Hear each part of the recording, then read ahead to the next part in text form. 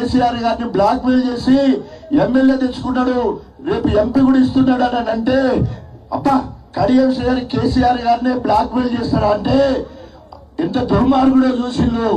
కేసీఆర్ గారి దగ్గర పోయి బీఫామ్ తీసుకొని పెద్ద మూట తీసుకొని అన్నం తిని అక్కంచెల్లి చిన్నదర కేటీఆర్ దగ్గర పోయి ఆడ చిన్న మూట మాట్లాడుకొని, దయాకన్న దగ్గర పోయి ఆడమూట మాట్లాడుకొని, హరీష్ అన్న దగ్గర పోయి ఆడమూట మాట్లాడుకొని అందరు కలిసి సారు మేము చెప్తామంటే మేము చెప్తాం అని చెప్పేసి వీళ్ళందరూ కూడా ఇక్కడ ఉన్న వాళ్ళందరూ కూడా చాలా బాధతో మాట్లాడుతున్నా.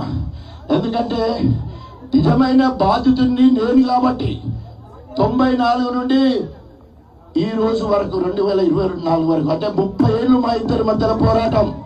నువ్వా నేనా అంటే పైకి కనిపించండి కానీ ఎక్కడ చూసినా నాదే విజయం తప్ప ఆయన నా దగ్గర ఉరగబెట్టింది ఏం లేదు. ప్రజాబలంలో చూసుకున్నా, ఓట్లలో చూసుకున్నా, పోస్టర్లో చూసుకున్నా ఆయన ఉప ముఖ్యమంత్రి అడిగి నా తర్వాత మాత్రమే ఆయన తప్ప ముందు కేసీఆర్ గారు నన్నే చేసిండు. అది వాళ్ళ ఎంట్రన్స్ క్వశ్చన్ గా కూడా ఉన్నదని చెప్పడానికి నేను గర్వపడతా ఉన్నా. ఆ రకంగా ఇన్ని చేసినా కూడా మరి ఈ రోజు ఇక్కడ దళిత బిడ్డలందరూ కూడా మాట్లాడేది ఉన్నది ఒకటే. ఈ రోజు ఆ దళిత ద్రోహిని కల్నాయకుడిని అదేవిధంగా మనందరినీ మోసం చేసి మన రిజర్వేషన్ 60 ఏళ్ళు అప్పనంగా వాడిన కడియం శ్రీని ఓడగొట్టడం, కసితో ఓటేయవలసిన సమయం ఆసన్నమంది. ఓడగొట్టడానికి ఇప్పుడు ఓడిపోయి ఎన్ని బాధలు పడుతున్నామో మనకు తెలుస్తా ఉన్నది. కానీ మళ్ళీ జోష్ నింపాల్సిన అవసరం ఉంది.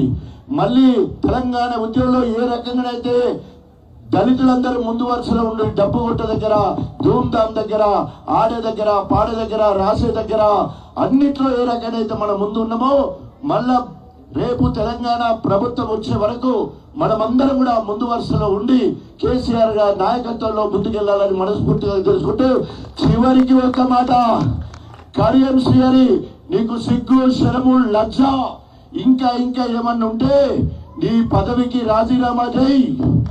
నీకు నైతికత ఉంటే మానవీయ కోణంలో నువ్వు అనేక విలువల గురించి మాట్లాడతావు. నువ్వు కారు గుర్తు మీద గెలిచినావు, కారు గుర్తుకు రాజీనామా చేయి.